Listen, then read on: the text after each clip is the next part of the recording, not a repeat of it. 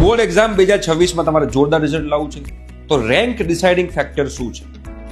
કઈ વસ્તુ એવી છે કે જે તમારો રેન્ક ડિસાઇડ કરશે? શેની પર વધારે ફોકસ કરવું જોઈએ જેના કારણે તમારો રેન્ક બધા કરતા આગળ વધી જાય અને તમે લોકોને ડ્રીમ કોલેજ અને મસ્ત બ્રાન્ચ મળે અને તમારું કરિયર રોકેટની જેમ આગળ વધે? તો એ હું તમને આજે કહીશ. અને તમારે બેટા free of cost GUJCET board અને JEEની પ્રિપેરેશન કરવી હોય તો અમે લોકોએ લાઈવ સેશન સ્ટાર્ટ કરી દીધા છે. હા, સ્ક્રીન પર એક નંબર આવે છે, ફટાફટ ત્યાં આગળ જઈને વોટ્સએપ મેસેજ કરો કે અમારે બોર્ડ એક્ઝામની પ્રિપેરેશનમાં જોડાવું છે 2026માં. ફટાફટ વોટ્સએપ મેસેજ કરજો. ઓકે, તો અમારી ટીમ તમને લોકોને એમાં એડ કરશે. રેન્ક ડિસાઇડિંગ ફેક્ટર છે બેટા ગુજકેટ. કેમ ગુજકેટ? બિકોઝ ગુજકેટમાં કેવું છે, MCQ છે અને એ MCQમાં રટ્ટા મારશે ને તો મેળ નહીં પડે.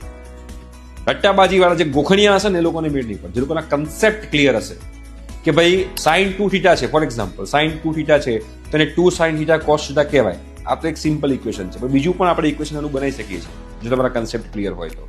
રાઈટ? એ તમારે ગોખવાની પણ જરૂર ના પડે. તો એવા કન્સેપ્ટ તમારા ક્લિયર હશે તો એના કારણે શું થશે કે તમે લોકો ગુજકેટમાં સારા માર્ક્સ સ્કોર કરશે, બિકોઝ એમાં નેગેટિવ માર્કિંગ છે. જે લોકો રટ્ટા મારતા હશે અને પછી તુક્કા મારશે એ લોકો નેગેટિવ માર્કિંગ બહુ જ નડશે અને એક એક ક્વેશ્ચન ખોટો પડશે એમાં તમારું રેન્ક બહુ જ પાછળ જશે. તો તમે લોકો જ્યારે બોર્ડ એક્ઝામમાં પ્રિપેરેશન કરી રહ્યા છો અને બેસ્ટ રેન્ક લાવો છે તો MCQની પ્રિપેરેશન જોરદાર કરજો.